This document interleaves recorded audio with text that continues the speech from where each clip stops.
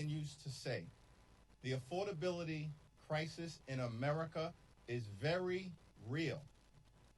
It is a clear and present danger to the economic well-being of working class Americans, middle class Americans, and everyday Americans.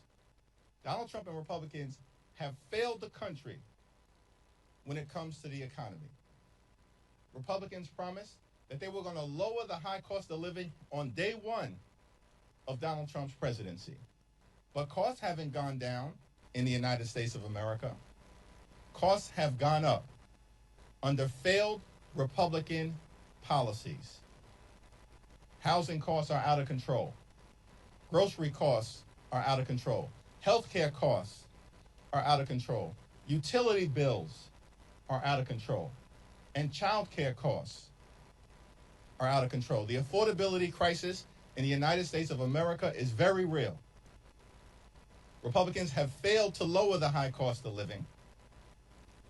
And as a result of the Trump tariffs, costs are going up by thousands of dollars per year on everyday Americans. Democrats remain committed to driving down the high cost of living, to fixing our broken healthcare system, and to ensuring that we have immigration enforcement policies in this country that are fair, just, and humane. Republicans have failed America on affordability, on health care, on immigration enforcement, and they have failed to make life better for the American people. Questions? Thank you. It's looking increasingly likely that there might need to be some sort of short-term stopgap for DHS with the deadline approaching at the end of the week and no agreement in place yet. I'm just curious if there's any chance you would vote for or allow your members to vote for a short-term CR to do a clean extension of DHS just to give more time for negotiations. ICE is out of control right now. The American people know it, and ICE clearly needs to be reined in. Taxpayer dollars should be used to make life more affordable for everyday Americans, not brutalize and kill American citizens. Our position has been clear. Dramatic changes are needed at the Department of Homeland Security before a DHS funding bill moves forward. Period. Full stop. Thank you, Mr. Leader. As these negotiations are happening, the Homeland Security Committee will hold an oversight hearing tomorrow with elected from the heads of ICE, CBP, and USCIS.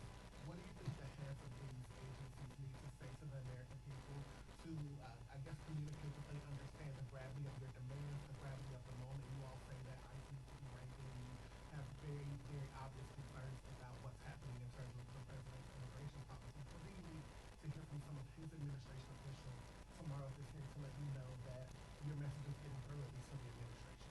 Donald Trump and the administration promised that their immigration enforcement policies were going to target violent felons. They lied to the American people. The Trump administration is not targeting violent felons. They're targeting American citizens, communities throughout this country, and law-abiding immigrant families. The American people know that ICE is completely and totally out of control. They've gone too far and need to be reined in.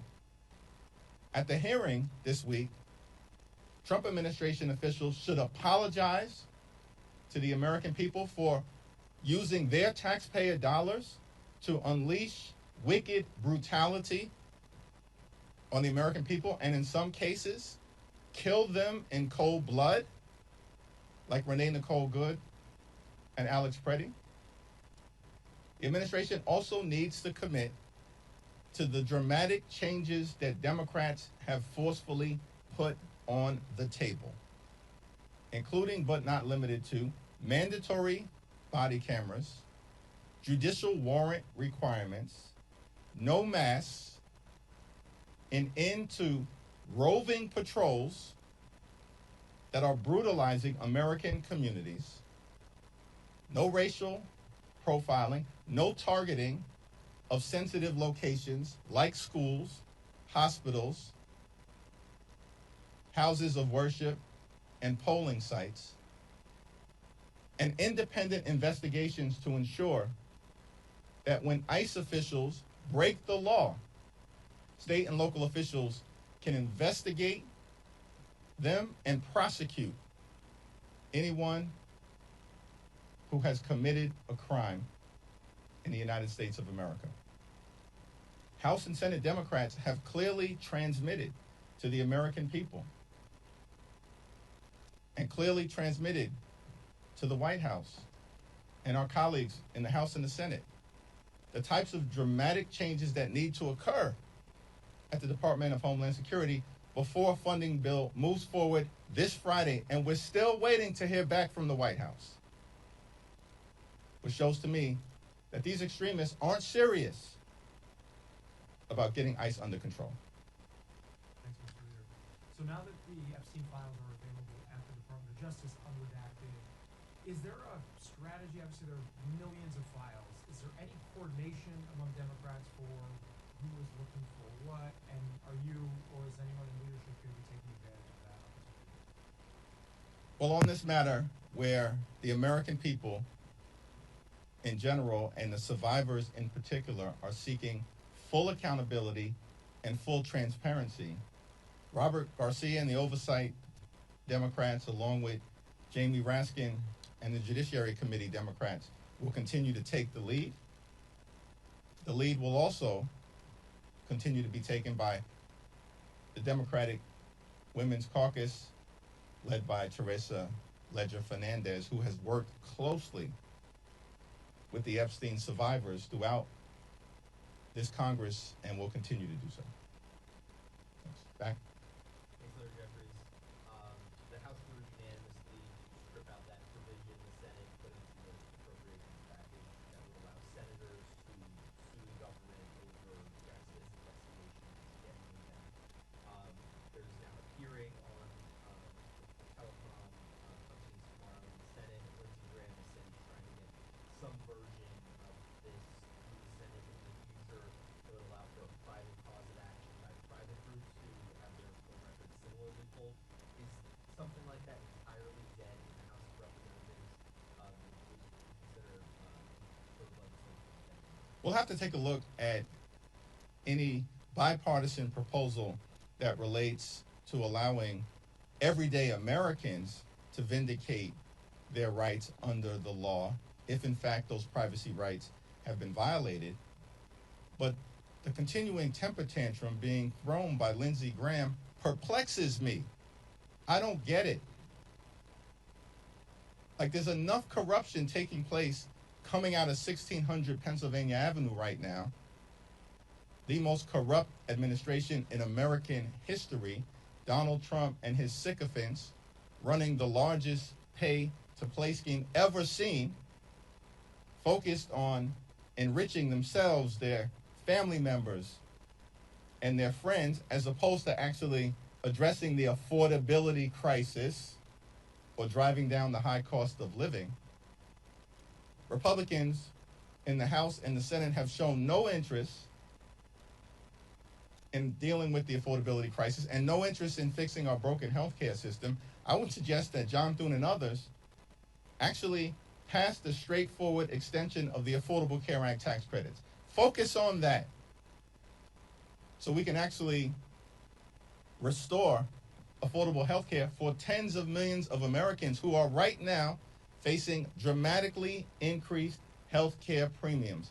In some cases, seeing their premiums increase by $1,000 or $2,000 per month. That's unacceptable here in the wealthiest country in the history of the world, and Senate Republicans have done nothing about it. After House Democrats partnering with 17 House Republicans sent over a month ago a straightforward extension of the Affordable Care Act tax credits.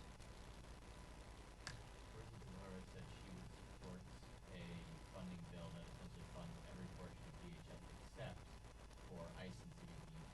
A, is that something you would support?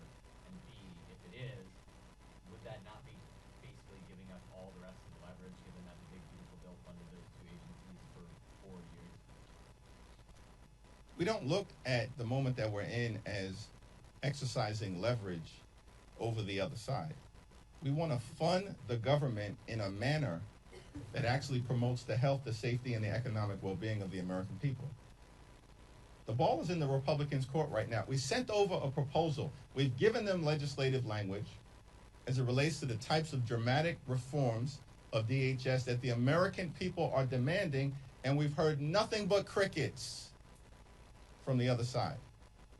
That says to me that Republicans are preparing to shut down the Coast Guard, shut down FEMA, and shut down TSA because they'd rather see that outcome than actually force ICE and other parts of DHS to conduct themselves like every other law enforcement agency in the country. That's what we're asking for at this point. Police officers don't wear masks. County sheriffs don't wear masks.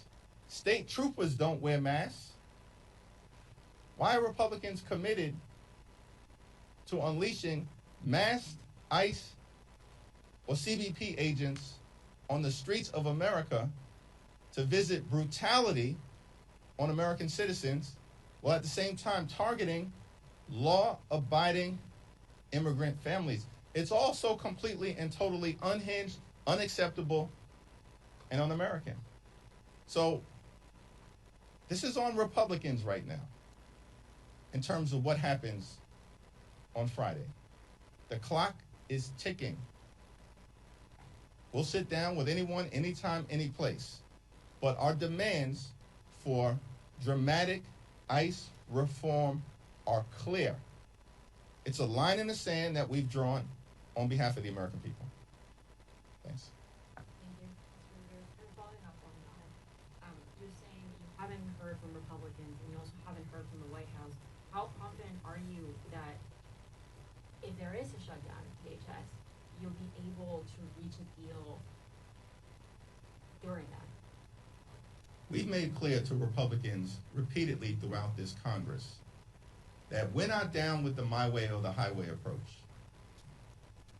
For some reason, these Republicans tried to convince all of us, the American people, that we were in the midst of some irreversible MAGA revolution, which none of us on the Democratic side of the House ever believed.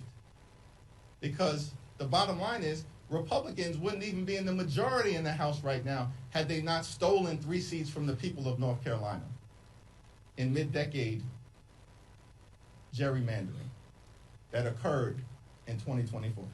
They wouldn't even be in the majority right now. And yet they try to convince everybody that somehow the country was in the midst of a MAGA takeover, which nobody with any sense believes at this point, because Republicans continue to be destroyed electorally. Literally, Democrats since January of 2025 haven't lost a single competitive election. Every single state house seat, more than 25, that have been flipped in this country have been flipped by Democrats. Zip zero on the other side. In fact, most recently, everybody was stunned to see what happened in Texas, a district that Donald Trump had initially won in a state Senate seat by 17 points. And a Democrat wins by 14. That was a 31-point overperformance. Shocking to the country. But then I was amazed because I assumed that that was the high watermark. A 31-point overperformance in a state Senate district in Texas that's larger than congressional districts until this weekend in Louisiana, which just happens to be the home state of the Speaker of the House and the Majority Leader. Presumably, ground zero of the MAGA movement. And yet, in a Louisiana state House seat just on Saturday that Donald Trump apparently won by 13 points in November of 2024. The Democratic candidate, wait for it, just won by 24 points in Louisiana, the heart of Mike Johnson and Steve Scalise territory. That was a 37-point overperformance, if my math is correct. This is stunning. It's over for these extremists.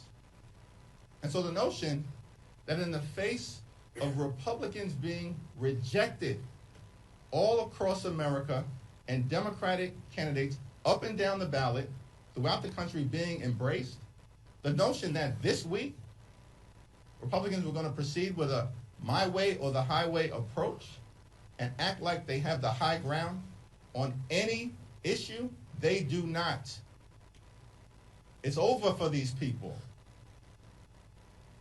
Apparently, they're the only ones who haven't come to that conclusion.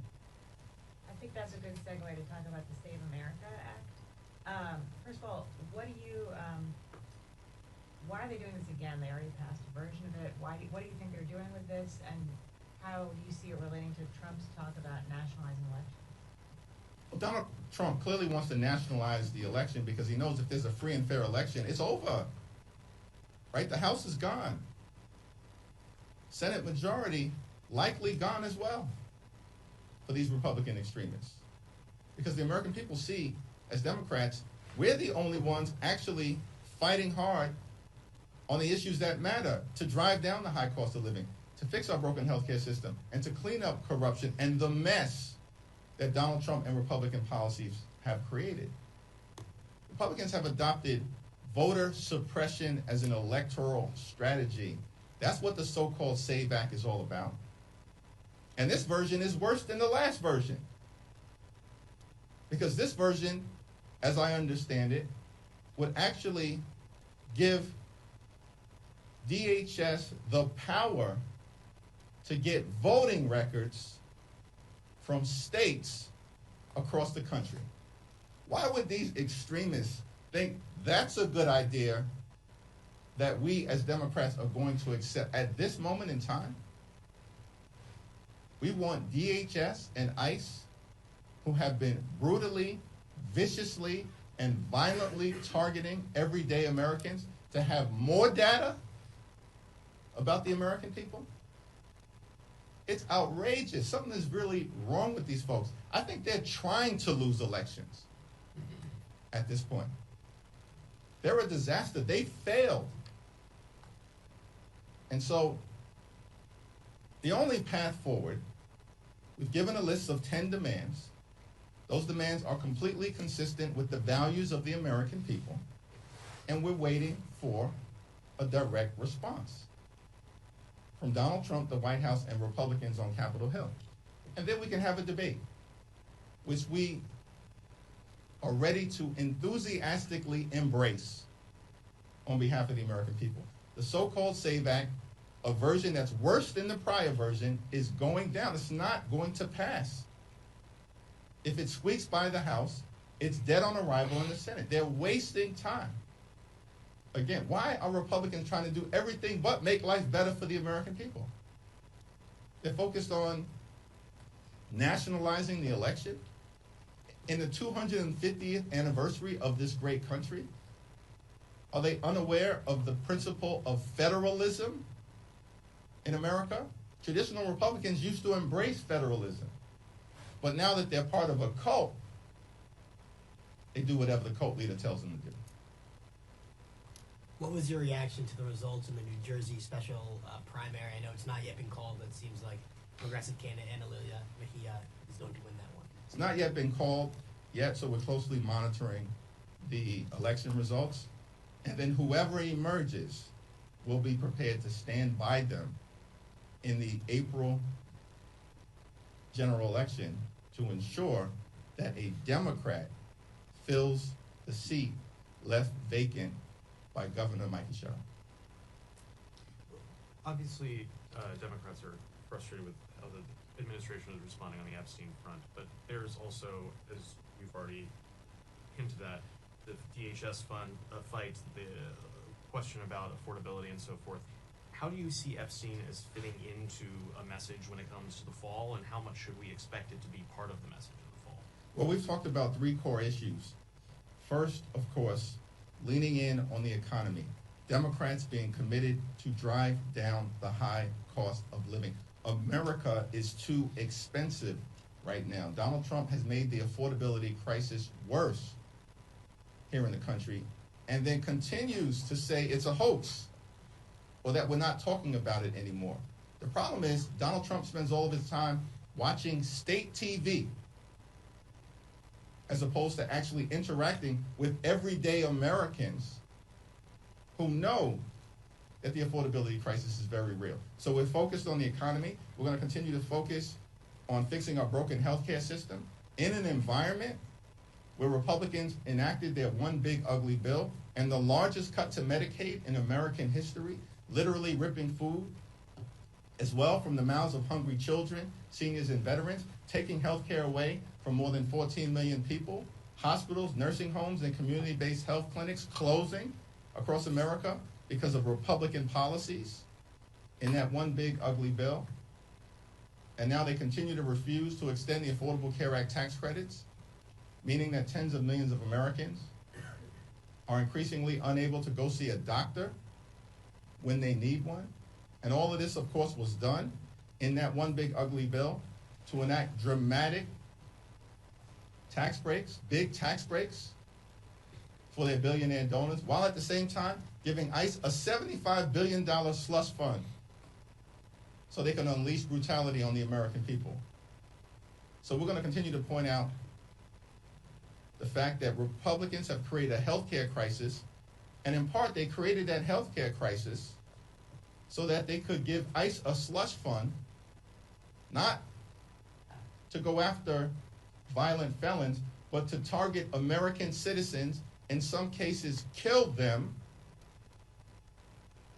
and also to violently go after law-abiding immigrant families. All unacceptable.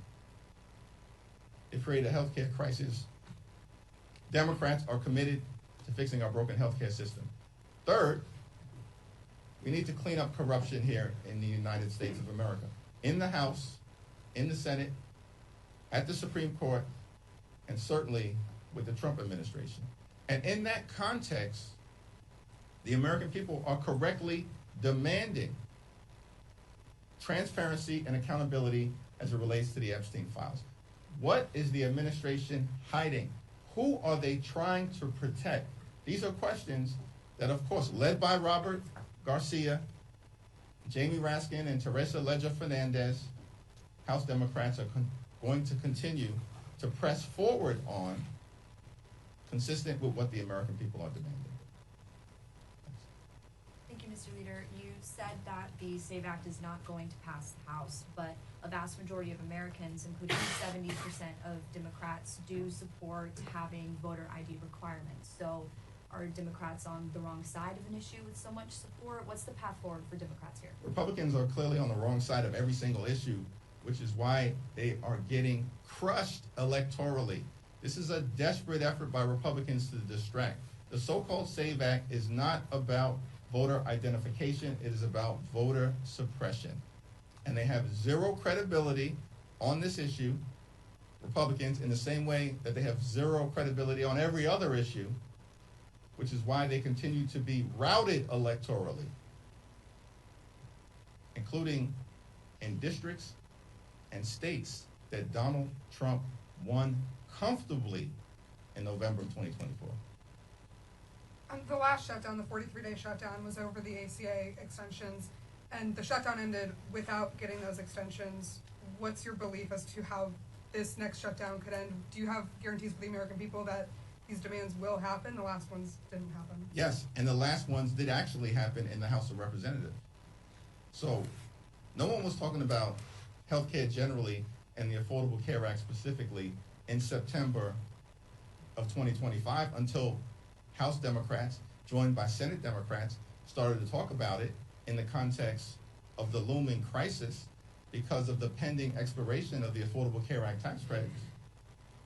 Everybody understands that Democrats were successful in articulating a narrative during the Trump Republican 43-day government shutdown that in part resulted in 17 House Republicans joining every single House Democrat in passing a straightforward extension on our terms, 3 years of the Affordable Care Act tax credits.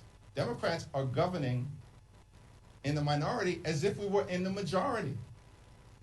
We've had more successful discharge petitions led by Democrats in this Congress over the last few months than have occurred in the last few decades combined.